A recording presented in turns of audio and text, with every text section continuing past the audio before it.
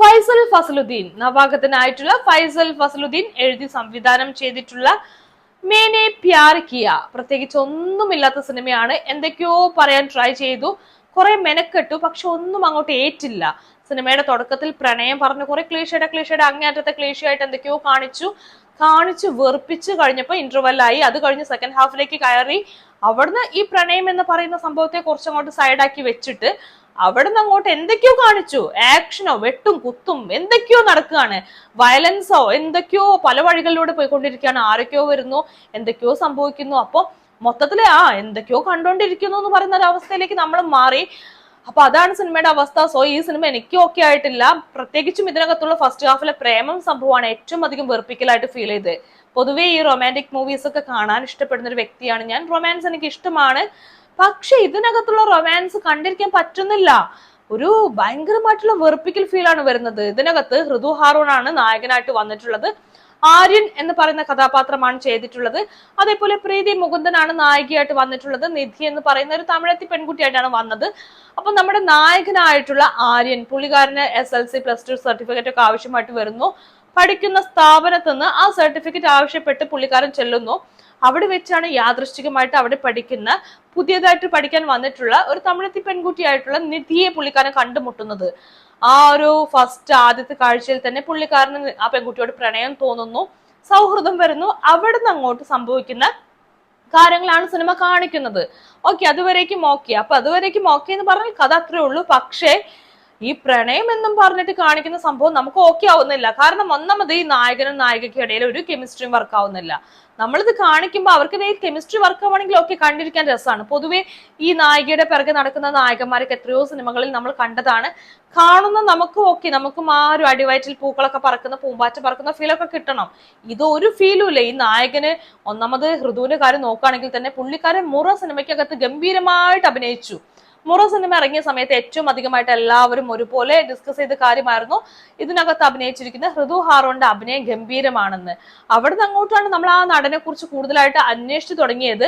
അതേ ഹൃദു ഹാറോണിനെ ഇതിനകത്ത് കൊണ്ടുവന്നിട്ട് പുള്ളിക്കാരനെ കൊണ്ട് അഭിനയിക്കാൻ പറ്റുന്നില്ല.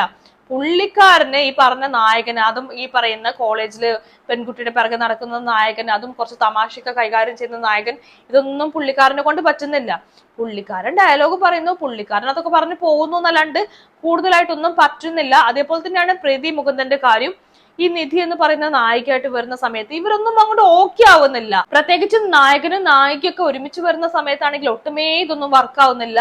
സോ നമ്മൾ കാണാന്നല്ലാണ്ട് നമുക്കിത് കണ്ടിട്ട് പ്രത്യേകിച്ചൊന്നും ഫീൽ ചെയ്യില്ല. അപ്പൊ അത് കഴിഞ്ഞു ഞാൻ പറഞ്ഞ പോലെ സെക്കൻഡ് ഹാഫിലേക്ക് പോകുന്നു. അവിടെ നിന്ന് അങ്ങോട്ട് കുറെ എന്തൊക്കെയോ സംഭവങ്ങൾ കാണിക്കുകയാണ്. അപ്പൊ എനിക്ക് തോന്നിയ കാര്യം എന്താ അറിയോ, ഈ സിനിമ ആക്ച്വലി ഇതൊരു തമിഴ് സെറ്റപ്പിലൊക്കെ എടുക്കുന്ന സമയത്ത് അത് ഓക്കെയാണ്.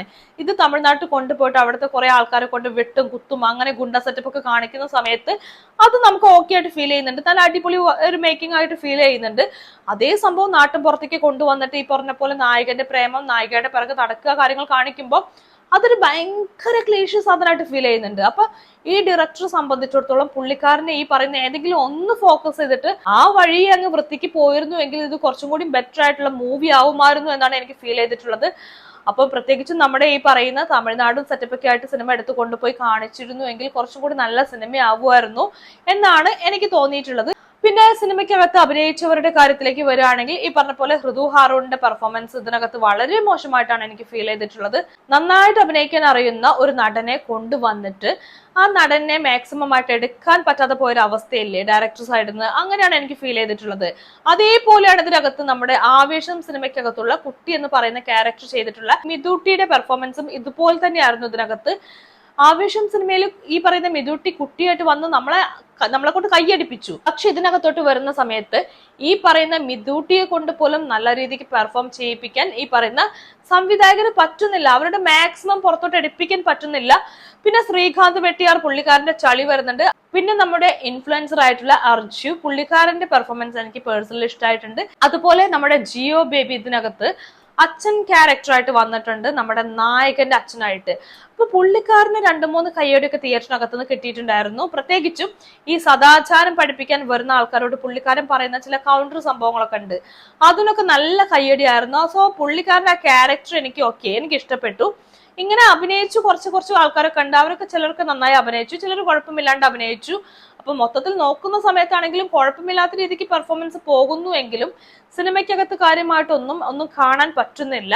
പിന്നെ നമ്മുടെ അഷ്കർ അലി ഇതിനകത്തൊരു ക്യാരക്ടർ ചെയ്തിട്ടുണ്ട്. നല്ല ക്യാരക്ടറാണ് പുള്ളിക്കാരന്റെ. ആ ക്യാരക്ടർ നൈസായിട്ട് പുള്ളിക്കാരൻ ചെയ്തിട്ടുണ്ട്. പിന്നെ ഒന്നുമില്ല, സിനിമയെ കുറിച്ച് കൂടുതലായിട്ടൊന്നും പറയാനില്ല ഇതിനകത്ത്.